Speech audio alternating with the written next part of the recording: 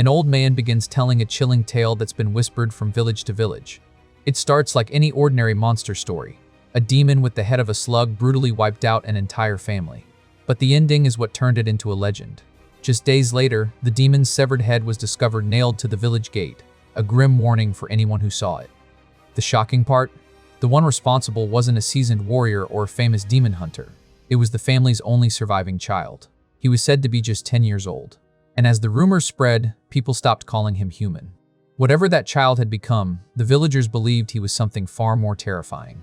The story shifts to a mysterious traveler standing before the gruesome sight, the demon's severed head still hanging from the village gate. Even someone accustomed to death pauses at the scene. He quietly confirms that this must be the village everyone had been talking about. Looking at the monster's remains, he admits he never expected to feel pity for a demon. Whatever happened here wasn't a simple hunt, it was a massacre. The stranger is then revealed to be Mongrion, a renowned demon hunter who has come to uncover the truth behind the horrifying rumors. As Mongrion approaches the house, the villagers' desperate pleas echo in his mind. To them, the child wasn't a survivor, it was a monster wearing human skin. They begged him to eliminate it before anyone else fell victim. At first, Mongrion considers the possibility that the rumors might be true. A demon disguised as a 10-year-old child would explain the villagers' fear. But the more he thinks about it, the less the story adds up. Even if dozens of children attacked together, they shouldn't have been capable of killing a demon. And judging by the sheer brutality of the corpse beheaded and its head displayed at the village gate, the one responsible possessed terrifying strength. Whatever waits inside, it won't be ordinary. Bracing himself, Mongrion slowly opens the door, expecting to confront a terrifying creature. Instead, he comes face to face with a small child.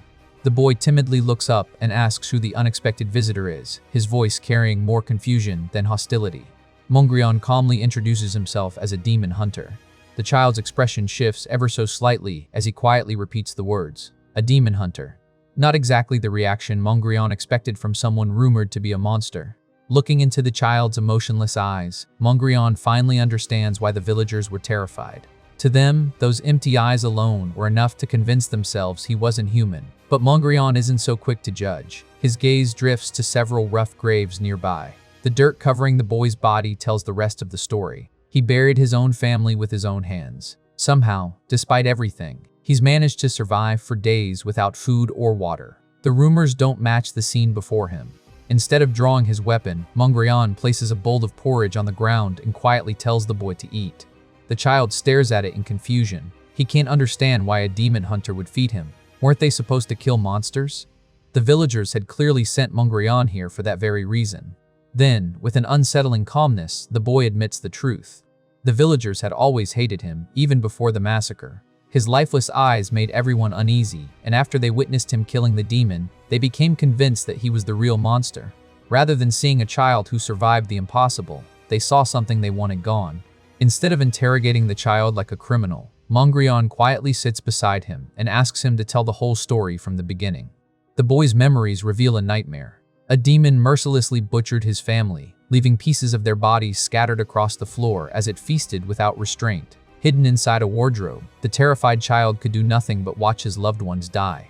But that helplessness didn't last forever.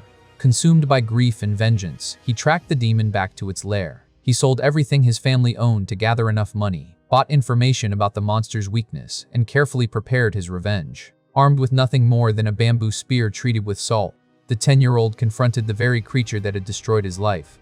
The final image says it all. A blood-soaked child standing over the fallen demon, its head pierced clean through. Back in the present, Mongrion pieces together the unbelievable sequence of events aloud.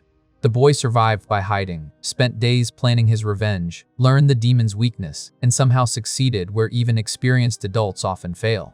There's only one question left. Why did he cut off the demon's head and nail it to the village gate? The boy answers without a hint of hesitation.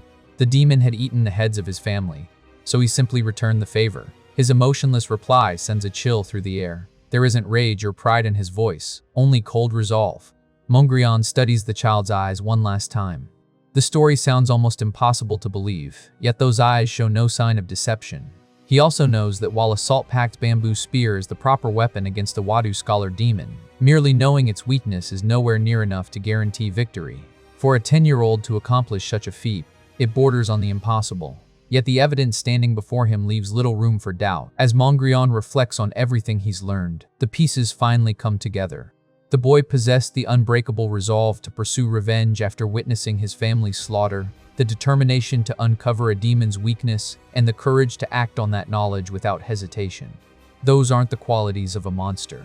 They're the qualities of a born demon hunter. Issei quietly breaks the silence, admitting that now his revenge is complete. He has nothing left to live for. All he wants is to die beside his family and bring his lonely journey to an end.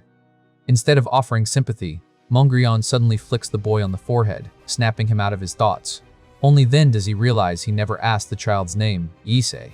Mongrian smiles faintly, commenting that it's a fine name before asking a question that catches the boy completely off guard. Did killing the demon and displaying its head truly repay his family's deaths, or had he simply convinced himself it was enough? The question hangs in the air. Mongrian reminds him of everything that was stolen from him, his family, his future, even his desire to live. Compared to all that, can the death of a single demon ever be enough? Without waiting for an answer, Mongrian turns and walks away. The villagers hired him to kill a demon, but after seeing the truth with his own eyes, he refuses the request. Issei isn't a monster. He's just a boy who survived hell. Left alone, Issei can only watch Mongrian disappear in silence. For the first time since losing everything, someone looked at him and saw a human instead of a monster, and he doesn't know how to respond. When Mongrian returns, the villagers are stunned to see him empty-handed. They can't believe the so-called monster is still alive and immediately demand to know why he refused to eliminate it. Mongrian gives them a simple answer: because the boy isn't a monster. No matter how closely he examined him, Issei was unmistakably human. Instead of accepting his judgment, the villagers desperately try to change his mind, even offering to pay him more if money is the issue.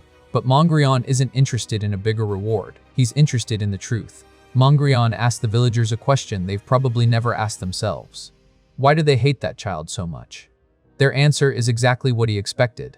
They insist Issei's lifeless eyes were unnatural, claiming they always knew he would bring disaster to the village. To them, his appearance alone was enough to brand him as a monster long before the tragedy ever happened. Hearing those words, Mongrian doesn't hold back. In his eyes, the real monsters aren't hiding in the forest. They're standing right in front of him. The villagers are left speechless as he condemns them for judging a child simply because he was different, because they couldn't understand him. Mongrian warns them that hatred and resentment don't just destroy people, they create the very evil they fear. The more darkness they harbor in their hearts, the more they invite demons into their lives. Even after hearing that, the villagers refuse to reflect on themselves. They stubbornly insist that Issei was the one who summoned the demon in the first place, clinging to their prejudice instead of facing the truth. Realizing words alone won't change their minds, Mongrian slowly removes her hat. A single horn emerges from her head. The villagers immediately panic, stumbling backward as they mistake her for a demon. Mongrian calmly corrects them. She's not a demon, she's a dokaibi, a supernatural being who chose to stand alongside humanity and hunt demons instead of joining them. Then she delivers a final warning. If they ever lay a hand on Issei again, they'll have to answer to her. Before leaving, Mongrian points out the bitter irony. To people blinded by prejudice, she and Issei are no different. Anyone who looks or acts differently is instantly labeled a monster. With that, she cancels the mission and walks away, believing the villagers have finally understood. Unfortunately, she couldn't have been more wrong. The moment Mongrian disappears, the villagers' fear twists into anger. Instead of reflecting on her words, they convince themselves that the demon hunter was simply another monster protecting one of her own. If no one else will save the village, they'll do it themselves. So they choose violence. Torches are raised, and before long, Issei's home is engulfed in flames. The mob cheers as the fire spreads, believing they're driving evil out of their village once and for all. They laugh, claiming they should have burned the house down long ago. If Issei has nowhere to live, he'll be forced to leave forever. The village chief is the loudest of them all, shouting for everything connected to the monster to burn. Their fear has completely consumed their humanity. But as the fire rages higher, something far more terrifying answers the hatred filling the village. The ground trembles. From the blazing inferno, a gigantic tree-like demon emerges, its massive body crowned with eerie purple flames. The same cursed fire begins spreading among the villagers, swallowing them in an instant. The creature doesn't even acknowledge the panicked crowd. Its attention is fixed on one person, Issei. The boy can only stare in stunned silence as the monstrous figure slowly advances toward him, a demon. The villagers wanted to destroy a monster. Instead, their hatred invited a far greater one to their doorstep. The towering demon attacks without warning, firing a human skull from its gaping mouth like a deadly projectile. Issei barely avoids a direct hit by throwing himself aside, but the blast still sends him crashing into a nearby wall. As he struggles back to his feet, his eyes widen. The graves, his family's graves, have been completely destroyed. The one place that still connected him to the people he loved is gone. In that moment, Issei realizes the nightmare isn't over. The demons didn't just take his family. Now they've stolen even his final wish to one day rest beside them. Around him, the villagers have become little more than puppets under the demon's control, their eyes glowing an unnatural crimson as they attack without mercy. Even the village chief wears a twisted smile, no longer acting like himself. Issei tightens his grip on his axe. He once believed he had already lost everything. But fate proves there's always something else to take. Mondrian's words echo through his mind. Was killing one demon really enough? Or had he simply convinced himself it was? At last, the answer becomes painfully clear. With a furious roar, Issei charges straight into the possessed villagers. He fights with everything he has, cutting through anyone standing in his way, but the numbers are simply too overwhelming. They swarm him from every direction, dragging him to the ground before he can reach the true enemy.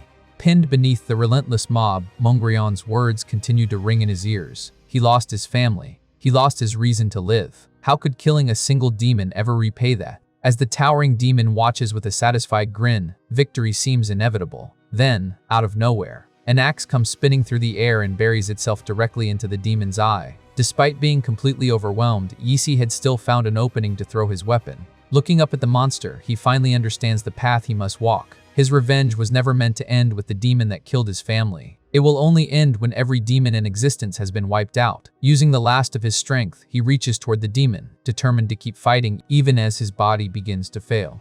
His arm slowly falls, but before it can hit the ground, another hand catches it.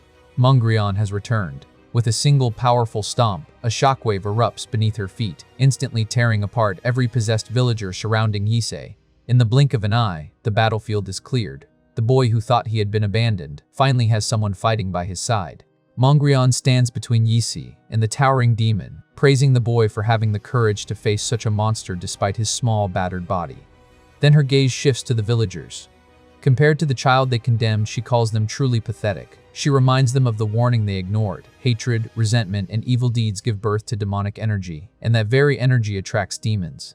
The tragedy that destroyed their village wasn't necessarily caused by Issei at all. It may have been their own accumulated malice that summoned the Wadu scholar in the first place. Her final command is simple. If they have any shame left, they should apologize to the family they failed to protect. Instead of accepting responsibility, the villagers recklessly charge at her. A fatal mistake. With nothing more than a casual flick of her finger, Mondrian unleashes overwhelming power, reducing the attacking villagers to pieces in an instant. The difference in strength is so absurd that the battle ends before it even begins. Realizing brute force won't work, the massive demon lets out a deafening roar. It never gets the chance to make a second move. Mondrian lazily waves her hand, and the enormous creature is sliced apart as if it were made of paper. For such a big brute, you sure are noisy. The fight that nearly claimed Issei's life is over in a single effortless attack, revealing just how terrifying a true demon hunter really is. With the battlefield finally silent, Mondrian walks over to the exhausted boy. She recalls the vow he made only moments ago, to exterminate every demon. Rather than discouraging him, she nods in approval. He made the right choice. She warns him that walking this road may consume him with vengeance, but as long as he survives, there will still be brighter days waiting ahead. Then, without another word, she lifts the exhausted Issei onto her shoulder. Until the day he's strong enough to fulfill his vow, she'll raise him herself. And just like that, the lonely child who had lost his family, his home, and his reason to live finally finds something he thought was gone forever. A future. And a mentor who believes in him. Sometime later, Issei slowly regains consciousness. The gentle flutter of a butterfly is the first thing he hears before his eyes finally open. Waiting quietly beside him is Mondrian. Noticing he's awake, she calmly greets him. Before Issei can even gather his thoughts, she introduces herself once again. She's Mondrian, a demon hunter. And if he resents her for saving his life without asking, she's willing to accept that resentment. Her words trigger a flood of memories. The towering tree-like demon, his family's graves being reduced to rubble, and the moment Mondrian carried him away from the only place he had left to call home. As the memories settle, Issei returns to reality with a heavy heart. So, it wasn't a dream. The destruction of his family's graves was real.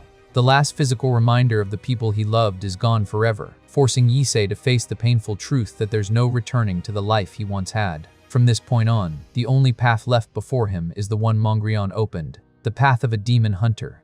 After waking up, Issei removes the bandages wrapped around his face and is surprised to find that not even a single burn scar remains. Realizing Mongrion healed him completely, he sincerely thanks her for saving his life and caring for him, even admitting that the Dokaibi must be an extraordinary race. Mongrion can't help but notice how calm he is despite knowing what she truly is. Most humans would fear a Dokaibi on sight. Issei simply shrugs it off. She told him she wasn't a demon, and more importantly, she treated him with kindness. That's all the proof he needs. Hearing that, Mongrion quietly realizes something. Unlike the villagers, this child carries no prejudice in his heart.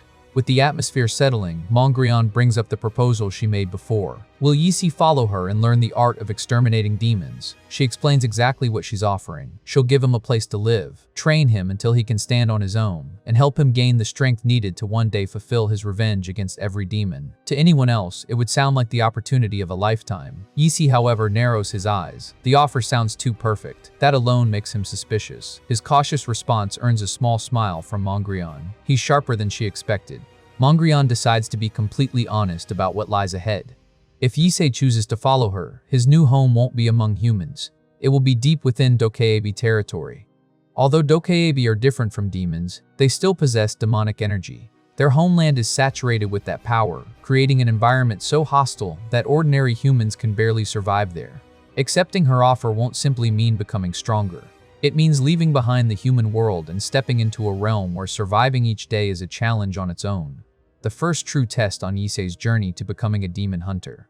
A powerful purple aura begins radiating from Mongrion as she gives Issei one final warning. Her training won't be difficult. It'll be hell. Every single day will push him beyond his limits, leaving him with no chance to rest. Instead of hesitating, Issei smiles. Hell, to him, that's exactly what he wants. If he hopes to exterminate every demon one day, ordinary training will never be enough. Only by surviving a living hell can he become strong enough to fulfill his vow. Without another moment of doubt, Issei accepts her as his master. Seeing his unwavering determination, Mongrion can't hide her surprise. She had intended to intimidate him just a little, but it's obvious now that nothing will shake his resolve. She simply tells him to eat and recover first. The road ahead will be long, and he'll need every bit of strength he can get. Once Issei has recovered, the two set off together, traveling deep into the mountains. As they continue walking, the atmosphere gradually changes. The air grows unnaturally heavy, sending chills down Issei's spine. Unable to ignore it, he tells Mongrion that something about this place feels wrong. She calmly explains that the entire area is saturated with demonic energy. To keep him safe, she orders him to stay inside the sacred rope marking their path. Stepping outside, it would be a fatal mistake. At his current level, he wouldn't have the strength to find his way back. Before long, Mongrion comes to a stop. They've arrived. Standing before them is a massive gate leading into Guisu Temple, the territory of the Dokaibi, and the place Issei will now call home. A warning engraved at the entrance makes one thing perfectly clear. This is sacred land protected by spirits, a domain forbidden to humans. Anyone who enters is meant to turn back. As they stand before the entrance to Guisu Temple, Issei hesitates for a different reason than Mongrion expected. She's convinced he's finally become nervous about entering Dokaibi territory, but that's not what concerns him. Instead, Issei quietly asks whether she will get into trouble for bringing a human into a place forbidden to humans. His question catches Mongrion completely off guard. Even now, he's worrying about someone else instead of himself. Amused by his kindness, she reassures him that there's nothing to worry about. No one in Guisu Temple would dare question the orders of its head. Issei blinks in confusion. The head? Before he can ask what she means, Mongrion pushes open the enormous gate. The moment the gates swing open, Issei freezes. The gloomy mountains vanish behind him, replaced by a breathtaking landscape unlike anything he's ever seen. The temple is surrounded by vibrant scenery, its peaceful atmosphere making it feel like an entirely different world. For the first time in a long while, Issei is genuinely speechless. Mongrion notices his reaction and can't help but smile. Quite the view, isn't it? As they walk farther inside, Issei spots countless figures living throughout the temple grounds. So, those are all Dokaibi. Issei's arrival immediately draws attention. The residents stare in disbelief, whispering among themselves. A human has entered Guisu Temple, something that should be impossible. Before the rumors can spread any further, Mongrion raises her voice for everyone to hear. She introduces Issei as her new disciple, announcing that he will study the art of demon hunting under her guidance. From this day forward, he is to be treated as one of their own. The crowd doesn't question her for even a second. If the head brought him here, then that's all the explanation they need. Rather than rejecting him, the Dokebi warmly welcome Issei as a new member of their family. Watching everyone accept him so effortlessly, Issei is left stunned. Back in the human village, people feared him simply because of his eyes. Here, a single word from Mongrion is enough for complete strangers to embrace him without hesitation. At that moment, he realizes just how respected and extraordinary his master truly is. Seeing that Issei has officially been welcomed into Guisu Temple, Mongrion smiles with satisfaction. His introduction is over. Now it's time for something far more important. She tells him they're about to begin the very foundation of becoming a true demon hunter. Issei has found a new home, but his real training is only just beginning. Instead of throwing Issei into brutal training, Mongrion leads him to a table overflowing with food and even orders the cooks to bring out more, especially meat. Completely confused, Issei asks what any of this has to do with hunting demons. Rather than answering immediately, Mongrion lightly taps him on the head. He's forgotten something important. He's still just a child. Before learning how to kill demons, he needs to grow. Children are supposed to eat well, sleep well, and build strong bodies while they're still developing. If he neglects that now, he'll pay the price for it once he becomes a demon hunter. Issei quickly understands what she's trying to teach him. Strength doesn't begin with a weapon, it begins with the body. Without another complaint, he grabs the meat and rice, determined to eat everything if it will help him become strong enough to fulfill his vow. Watching him immediately grasp the lesson, Mongrion can't help but smile. Just as the meal continues, the dining hall doors burst open. A cheerful young Dokaibi girl rushes in carrying another plate piled high with meat. Her name is Gong-ah. After thanking her, Mongrion announces she has other duties to attend to. Before leaving, she asks Gong-ah to prepare a room for Issei once he's finished eating and makes one final request. Make absolutely sure he finishes every last bite. Gong-ah enthusiastically salutes the order, leaving Issei internally wondering if this is the hellish training Mongrion warned him about. Somehow, it isn't quite what he expected. The moment Mongrion leaves, Gong-ah eagerly walks over to inspect the temple's newest resident. She's fascinated by the fact that humans don't have horns, and immediately starts asking Issei questions. When he quietly reveals that he's only 10 years old, Gong-ah is completely stunned. He's younger than she expected, yet somehow acts far more mature than she does. Then she proudly announces that she's 22. Issei can't hide his surprise. That revelation is somehow even more shocking. The cook quickly clears up the misunderstanding, explaining that Dokaibi age much more slowly than humans. Although Gong-ah is 22 by Dokaibi standards, she's effectively only about a year older than Issei in terms of maturity. The explanation is all Gong-ah needs. She immediately declares herself Issei's big sister. The cook chuckles, teasing her that she must be thrilled to finally have a new youngest sibling. For the first time since losing his family, Issei finds himself surrounded by warmth instead of fear. Without even realizing it, he's already becoming part of a new family. Before Issei and Gong-ah leave, the temple's cook gently reminds her to take good care of the newest member of their family. Gong-ah beams with excitement, happily declaring that she'll look after her new little brother. Watching their exchange, Issei falls silent. No one had ever spoken about him with such warmth before. For someone who had spent his life being treated like an outcast, the feeling is almost unbelievable. As Gong-ah shows him around Guisu Temple, Issei struggles to keep up after the enormous meal, clutching his stomach while she laughs that he'll digest it soon enough. She then casually points out just how fortunate he is. Being personally trained by the head is an honor most Dokaibi could only dream of. Plenty of them would be jealous of the opportunity he's been given. Curious, Issei asks if Mongrion is really that extraordinary. Gong-ah can hardly believe he doesn't already know. To her, Mongrion isn't just powerful, she's a legend. For more than 300 years, she's hunted demons without stopping, becoming so strong that she's likely more powerful than everyone else in Guisu Temple combined. The revelation leaves Issei speechless. 300 years. The difference between humans and Dokaibi is greater than he ever imagined. As they continue walking, Issei quietly observes the people around him. Despite their horns and long lifespans, Mongrion and Gongwon don't feel like monsters at all. If anything, they feel far more human than the villagers who cast him aside. Lost in thought, Issei barely notices Gongwon, calling out to him, making him promise that when he grows into a famous demon hunter, he won't forget about his big sister. Her cheerful voice pulls a faint reaction from him. For the first time in his life, Issei is surrounded by people who accept him without fear, suspicion, or prejudice. It's a warmth that never existed in his old village, and somehow, it feels strangely comforting. Just as Issei begins settling into his new life, a loud voice suddenly echoes through the streets, bringing everything to a halt. A group of young Dokaibi blocks his path. They're far from happy to see a human walking freely through Guisu Temple. To them, it was already outrageous that Issei had been allowed into Dokaibi territory. But learning that the head herself had chosen him as her direct disciple pushes them over the edge. One of them cracks his knuckles, clearly looking for a fight, and suggests they have a little talk. The tension rises instantly.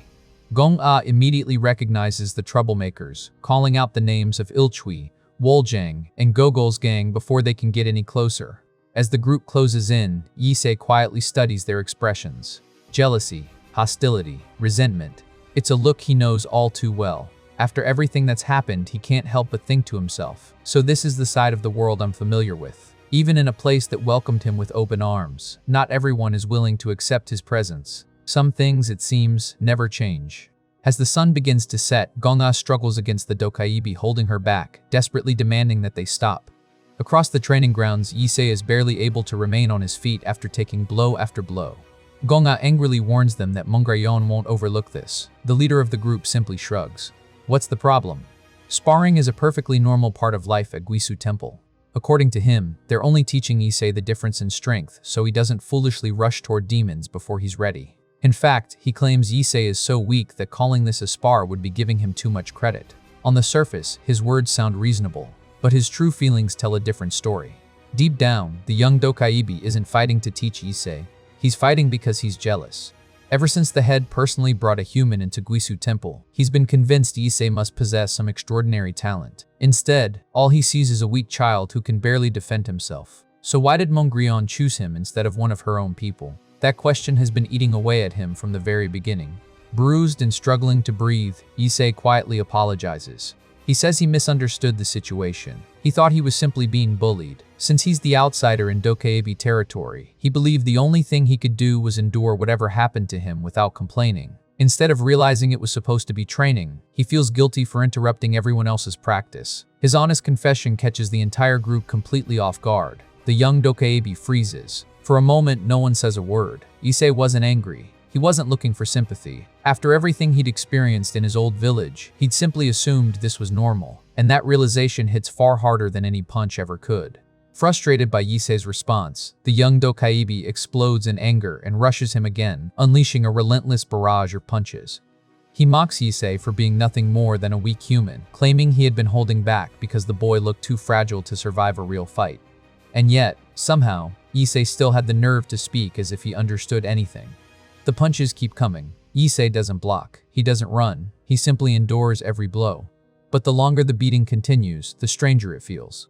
The Dokaibi suddenly realizes something is wrong. He's completely dominating the fight. He should feel satisfied. Instead, he feels nothing. What unsettles him even more is Issei's expression. Most people instinctively shut their eyes when a punch is about to land. Issei never does. He stares straight at every attack without flinching, carefully watching each movement as if he isn't focused on surviving, but on learning. That unwavering gaze begins to shake the confidence of his opponent. Growing even more irritated, the Dokaibi throws another punch with full force, convinced this one will finally put Issei down. At the last possible moment, Issei moves. For the first time since the fight began, he cleanly slips past the attack. The moment Issei dodges the attack, everyone watching freezes. Gong-a and the other two Dokaibi, who had been holding her back, can only stare in disbelief. Issei immediately takes advantage of the opening, driving forward with a perfectly straight punch. For the first time, Ilchui's confidence disappears. His eyes widen as he watches the punch race toward his face. At the very last second, Issei stops. His fist halts just inches away without making contact. Even though he was never hit, Ilchui instinctively stumbles backward and collapses to the ground, overwhelmed by the pressure of the strike. Looking at his own outstretched fist, Issei quietly realizes something.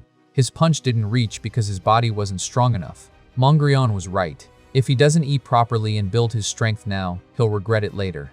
Instead of mocking his opponent or celebrating, Issei calmly calls him by name, Ilchui. Then he makes an unexpected request. Even if he looks weak, he doesn't want anyone holding back against him. Because when he faces a real demon, it certainly won't. Issei extends a hand toward the stunned Ilchui, offering to help him back up. There isn't a trace of arrogance or hostility in his expression, only quiet determination. With the same calm, emotionless eyes that once frightened an entire village, he makes a simple request. Let's spar again sometime. Not to settle a score, not to prove who's stronger, but to become stronger together. For the first time, Ilchui begins to understand that the human standing before him isn't someone chasing pride or recognition. He's a boy willing to endure any hardship if it brings him one step closer to exterminating every demon. When Mongrian finally sees Yisei again, she's greeted by a face covered in bruises. She immediately realizes something happened on his very first day. After hearing Gong-A's version of events, she asks if Ilchui and his friends were bullying him. Yisei calmly shakes his head. To him, it was simply sparring. Mongrian isn't convinced for a second. Those injuries are far beyond what a normal spar should leave behind. Without wasting another moment, she pulls him over and begins healing his wounds with the same magic that saved him after the fire. Watching his injuries disappear, Yisei realizes she's using the very spell that healed his burns. As the healing continues, Mongrian explains that children naturally grow stronger by fighting each other. But there's a line. If anyone ever crosses it again, she wants Yisei to come to her immediately. Curious, she asks whether he managed to land a single hit on Ilchui. Yisei quietly admits that he didn't. Then he adds something that makes Mongrian pause. He didn't want to cause trouble while living under her care. Those words instantly change her expression. Still holding him in place while healing his injuries, Mongrian asks if he remembers how she introduced him to everyone at Guisu Temple. Yisei nods. She called him family. Exactly. So she tells him to stop acting like someone surviving on charity. Yisei quickly clarifies one thing. He wasn't holding back because he felt indebted to the temple. The truth is much simpler. Ilchui fought with everything he had, and despite Yisei's best efforts, not a single one of his attacks connected. Mongrian isn't surprised in the slightest. Ilchui is already skilled enough to spar against fully grown adults. Yisei is surprised to learn that Ilchui is already skilled enough to spar with adults. If that's the case, could someone like Ilchui already hunt demons? Mongrian immediately gives him a harsh reality check. No. If Ilchui went on a real demon hunt today, he would most likely die. The answer confuses Yisei. After all, he managed to kill a Wadu scholar despite being weaker than Ilchui. So how could someone stronger still be unfit to face demons? That's when Mongrian explains the true foundation of demon hunting. Mongrian reminds Yisei how he defeated the Wadu scholar. It wasn't because he was stronger. It was because he learned its weakness and used salt to create a battle he could actually win. That's the essence of demon exercising arts. A demon hunter doesn't rely on strength alone. They rely on knowledge. Knowing a demon's habits, weaknesses, and how to force the fight into their favor is often more important than raw power. But knowledge alone isn't enough either. Ilchui possesses impressive martial skill, yet lacks the knowledge needed to survive against powerful demons. Yisei has the opposite problem. He understands how to exploit a demon's weakness, but his body is still far too weak to reliably execute those plans. Either flaw is enough to get a hunter killed. Only those who possess both knowledge and martial prowess can truly walk the path of a demon hunter. With the lesson over, Mongrian gives Yisei his very first task. Not a mission, not a battle, a foundation. The following days become a relentless cycle of training. Yisei sprints through the village until his legs can barely carry him. He pushes his body with endless exercises, building the strength he never had. When his muscles can do no more, he heads to the library, burying himself in books about martial arts, tactics, and demon lore. Every day becomes a balance between sharpening his body and sharpening his mind. From a distance, Gong-A watches the routine unfold. At first, she can only sigh in boredom, wondering how anyone could spend every waking moment training. After an entire week, Gong-A finally can't hold back her curiosity. Every single day, Yisei follows the exact same routine, training his body, studying until late, then doing it all over again. Doesn't he ever get bored? She even offers to take a break and play with him like a proper big sister. Yisei politely declines. His schedule is already packed from morning until night. If he wants Mongrian to recognize him as a true demon hunter, he has to complete every task she's assigned. When Gong-A asks what those tasks are, Yisei answers so casually that she almost doesn't believe him.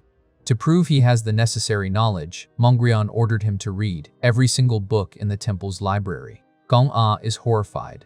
The library contains enough books to keep someone occupied for decades. If someone gave her that assignment, she'd rather give up on the spot. Yisei, however, simply shrugs. He likes reading, so, to him, it's not much of a burden. His calm response leaves Gong-A completely speechless. Then Gong-A notices something else. If Yisei's physical training only consists of running and exercise, why is he covered in bruises every day? Yisei explains that building martial prowess requires something much more painful. He has to win a sparring match. Only then will Mongrian acknowledge his combat ability.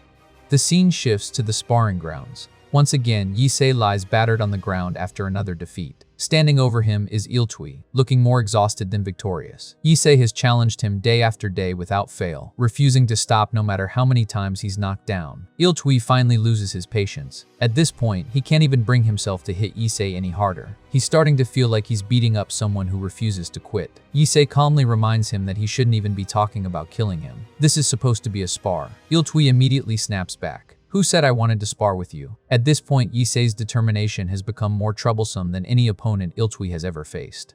Watching from afar, Gong-ah finally understands why Issei returns every day covered in bruises. Mongrion's assignment isn't just difficult, it's absurd. She actually expects Issei to defeat Iltui.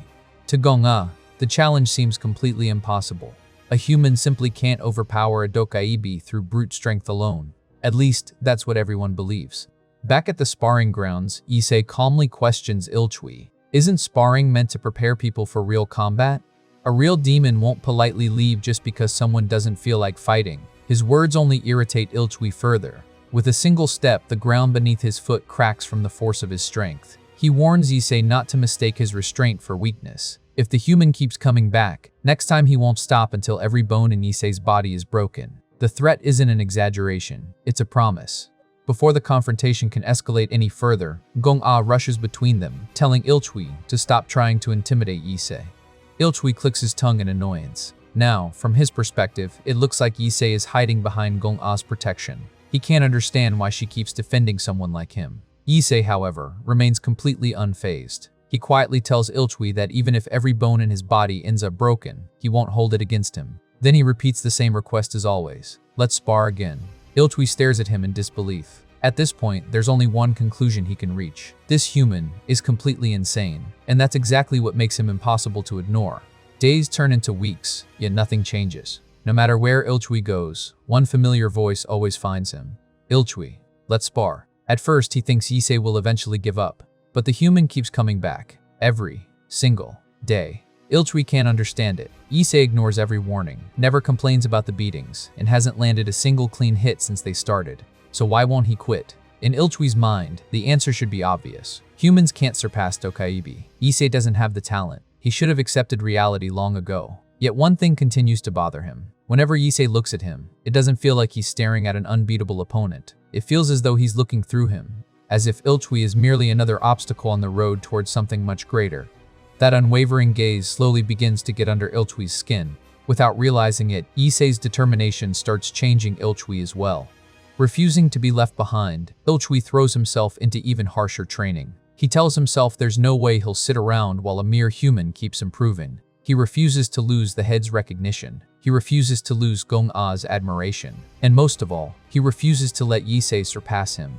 Again and again, he reminds himself that their talents aren't even comparable. No matter how hard Issei trains, his fist will never reach him. At least, that's what Iltui desperately wants to believe. A full year passes. The sparring grounds look very different now.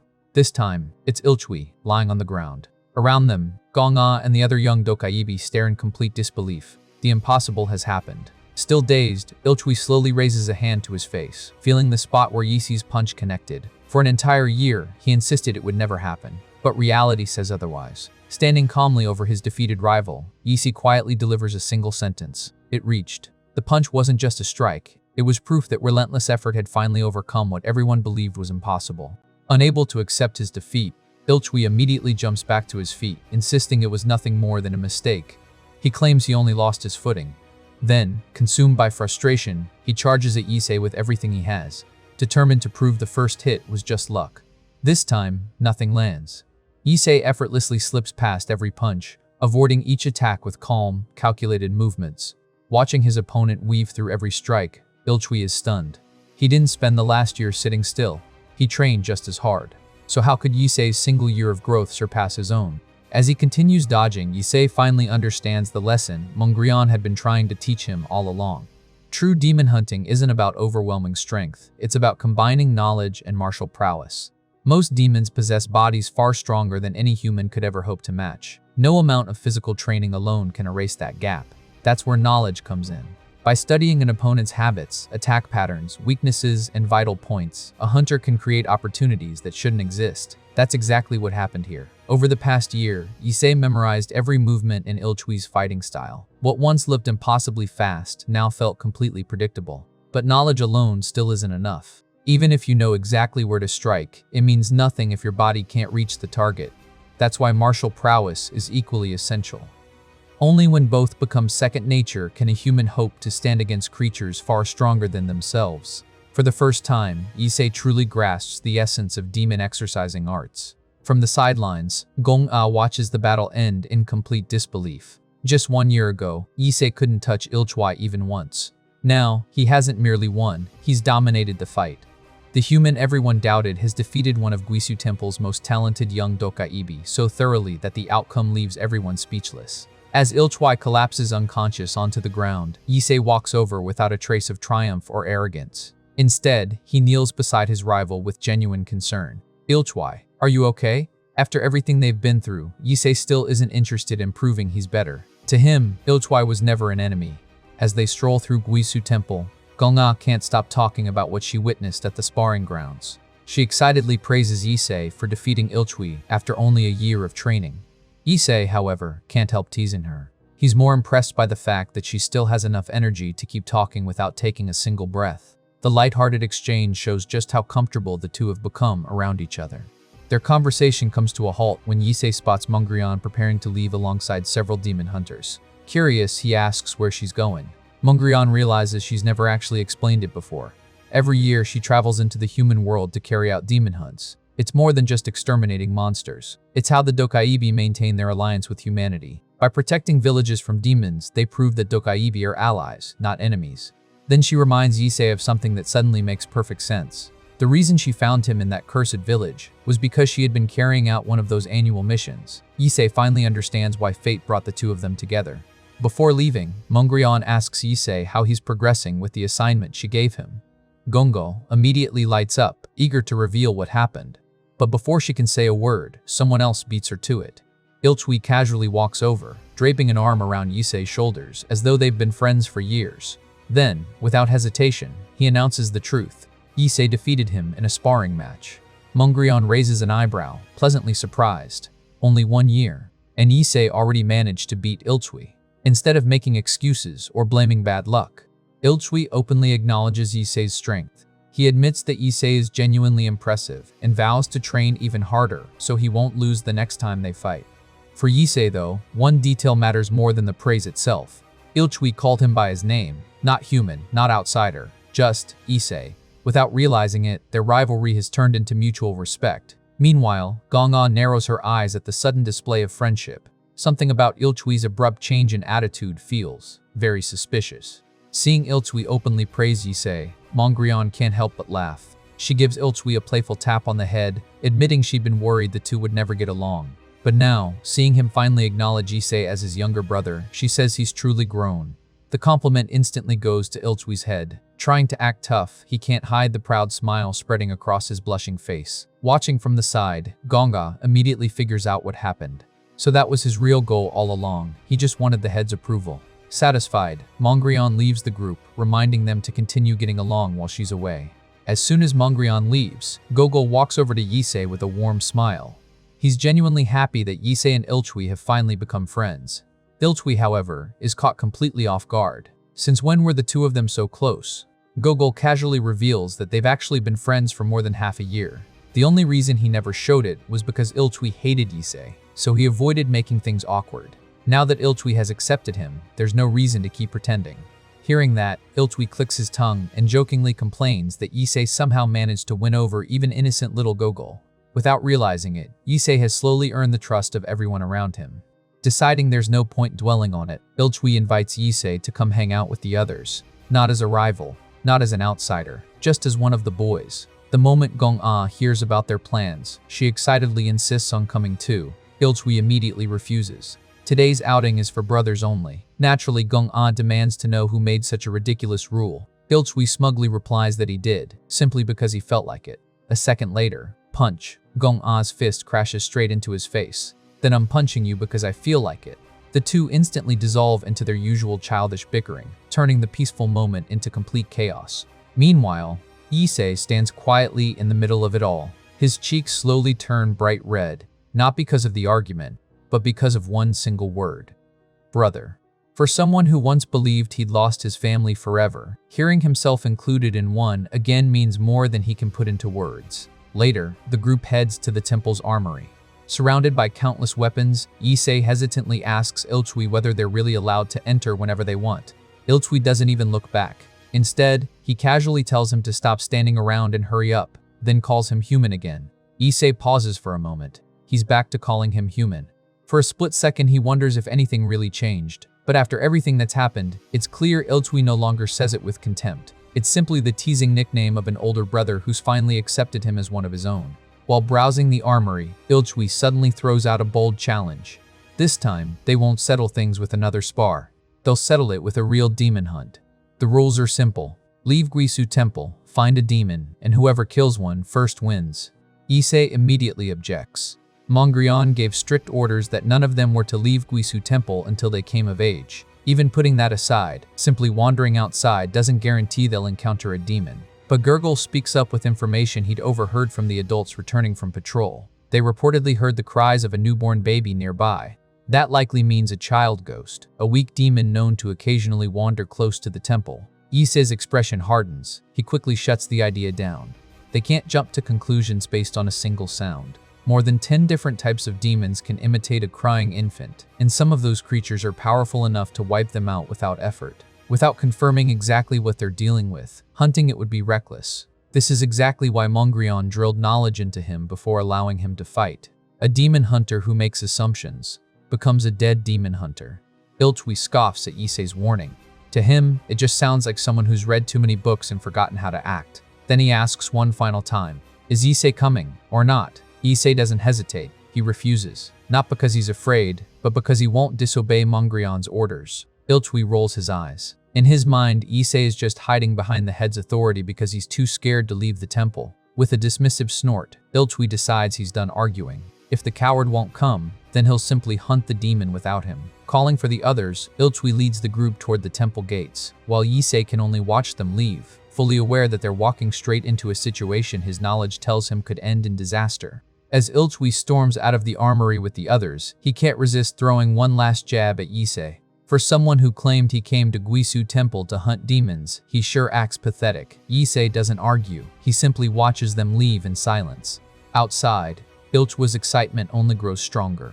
With a heavy spiked iron club resting on his shoulder, he declares that his demon hunter blood is boiling.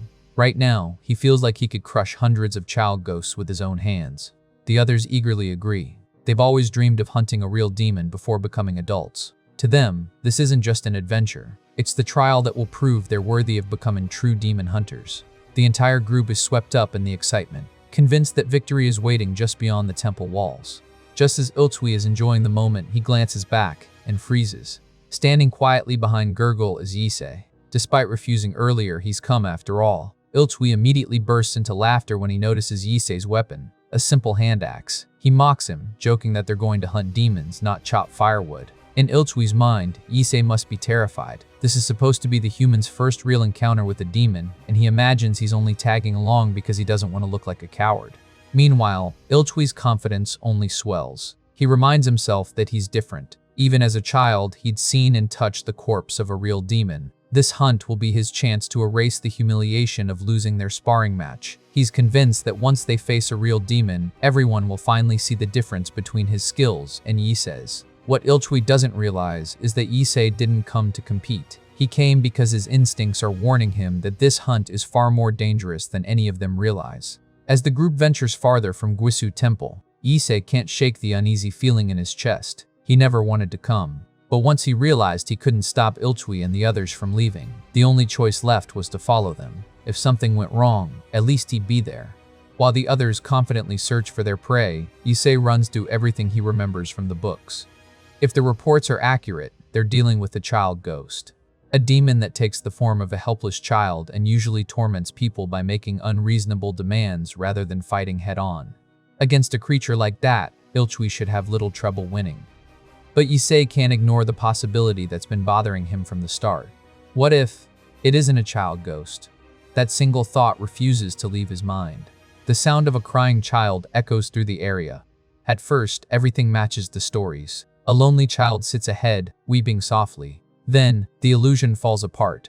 As the view widens, the horrifying truth is revealed. The crying child isn't alone. It's fused to an enormous, nightmarish beast. A monstrous horse-like demon towers over the landscape, its back lined with the skulls of countless children. Where ordinary eyes should be, two massive human-like hands twist and twitch grotesquely, while jagged horns crown its head like a twisted halo. The sheer sight of the creature is enough to freeze the air itself. In that instant, Issei realizes his greatest fear has come true. This was never a harmless child ghost. They've walked straight into the territory of something far more terrifying. The group continues searching the forest, but the demon they're looking for refuses to appear.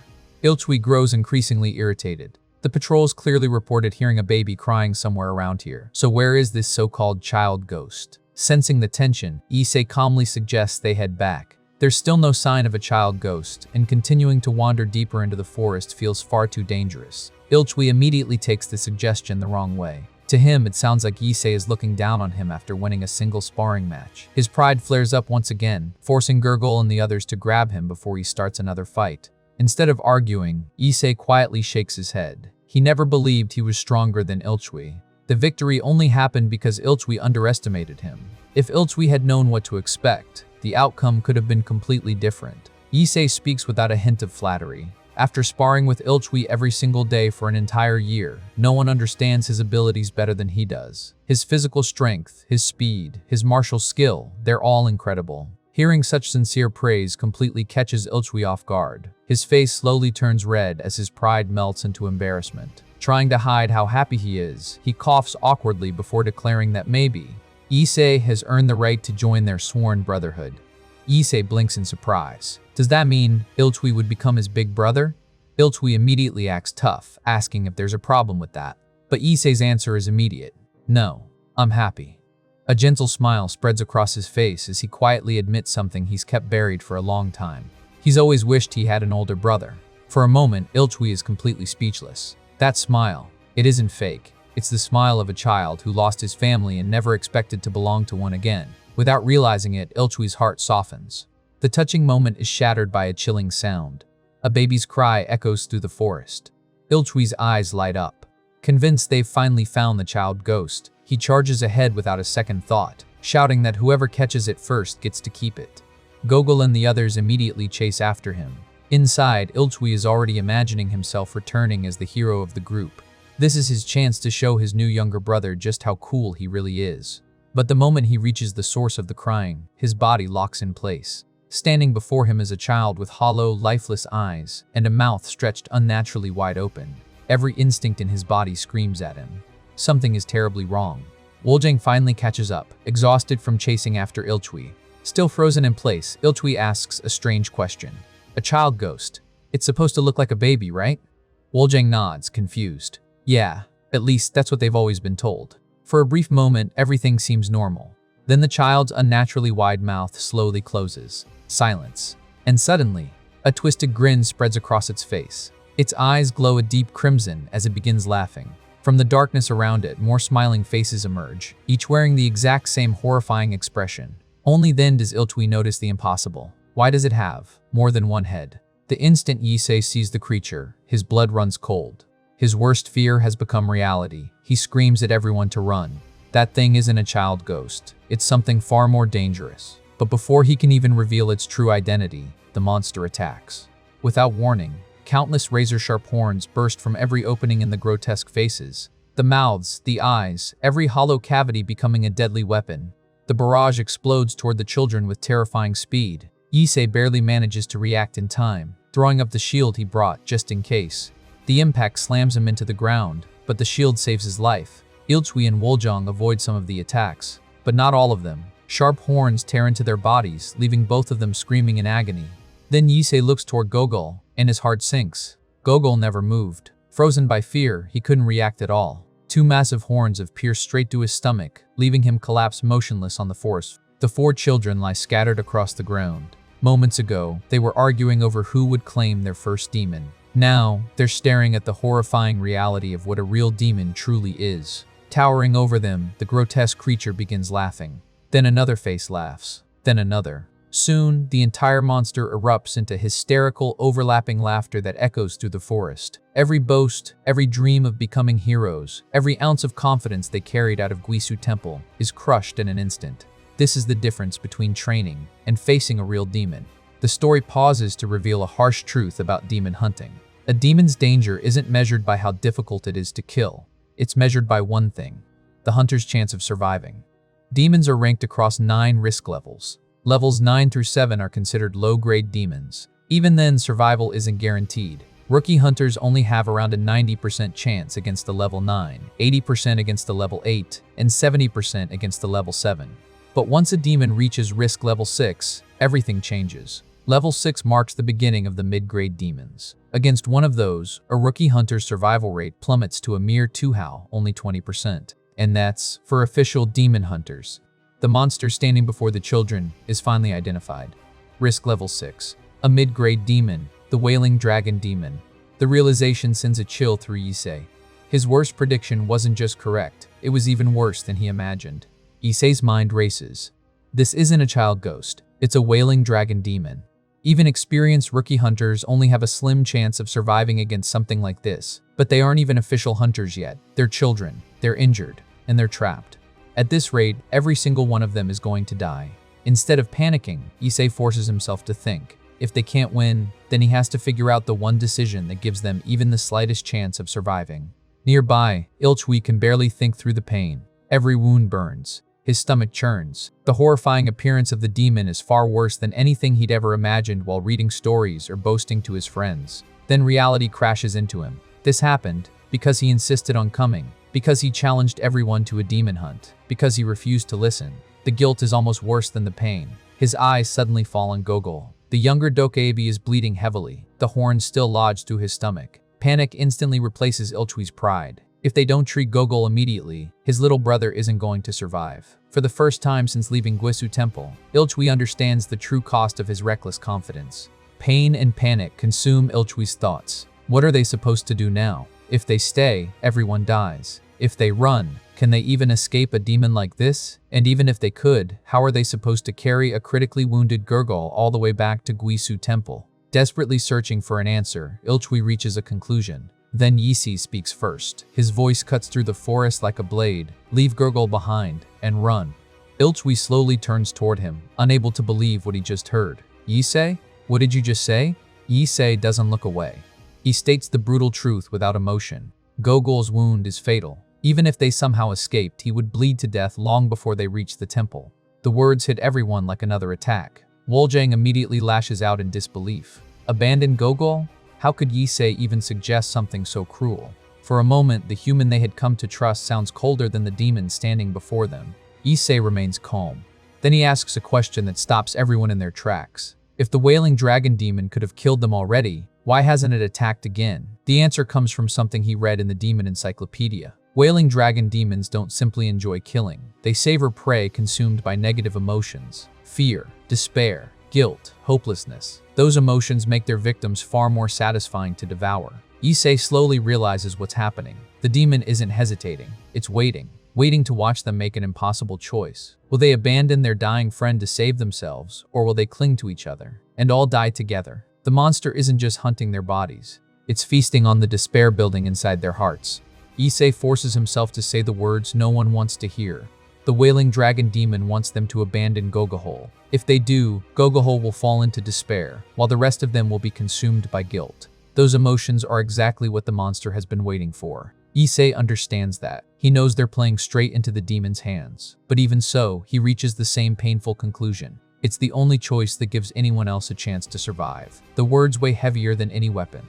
Gogol clutches his stomach, tears streaming down his face. The pain is unbearable. His voice trembles as he asks the question no child should ever have to ask. I'm not going to die, right, brother? No one can answer him. The silence says everything.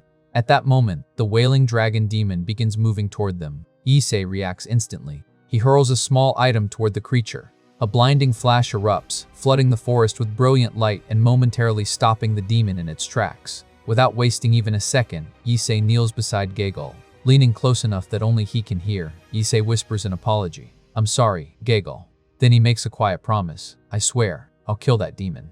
As the light slowly fades, only one child remains, Gogol. The others are gone. He quietly realizes what happened. So, everyone ran away. For a brief moment, sadness crosses his face. Then, he smiles. It's a weak, trembling smile, but a genuine one. It's for the best. I don't want everyone to die because of me. His thoughts drift back to Yisi's promise. Revenge no longer matters to him. All he wants now is for Yisi to survive. All he wants now is for Yisi to survive.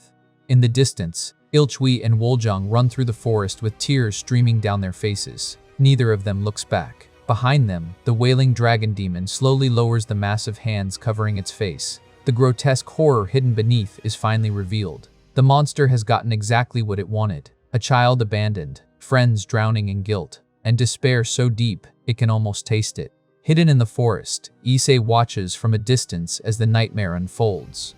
The wailing dragon demon devours Gogol. Then something even more horrifying happens. A new face slowly forms among the countless faces covering the demon's body. It's Gogol. His expression is twisted with grief, his voice echoing through the forest like a curse. He cries out that they were supposed to escape together. He asks how they could leave him behind. And with a haunting promise, he says he'll come to see them soon. Whether it's truly Gogol's soul or merely another cruel trick of the demon, the effect is the same. The monster is weaponizing their guilt. The words strike Issei harder than any physical wound. Without even realizing it, he clenches his fist against the nearby tree. His fingers dig so deeply into the bark that it begins to crack beneath the pressure. He says nothing. He doesn't cry. But inside, the guilt threatens to consume him. He was the one who made the decision, the one who told everyone to run, the one who left Gogol behind. Even knowing it was the only rational choice, watching the demon twist Gogol's final moments into a weapon is almost unbearable. The wailing dragon demon hasn't just claimed a life, it's trying to break the survivors from the inside out. Back at Guisu Temple, the peaceful atmosphere has completely disappeared. The village is thrown into chaos as search parties rush in every direction, shouting instructions and calling out names. Something has gone terribly wrong. The commotion eventually wakes Gong-ah from her sleep. Confused by all the noise outside, she asks Chanmo what's happening. Her expression immediately turns serious. Ilchui, Woljung, Gogol, and Yisi, none of them are anywhere inside Guisu Temple. The children have disappeared. As soon as the adults realized they were missing, the temple's combat Dokaibi sent word to Mongreon and immediately left the temple to search beyond its borders. The moment Gong-ah hears those names, her heart sinks.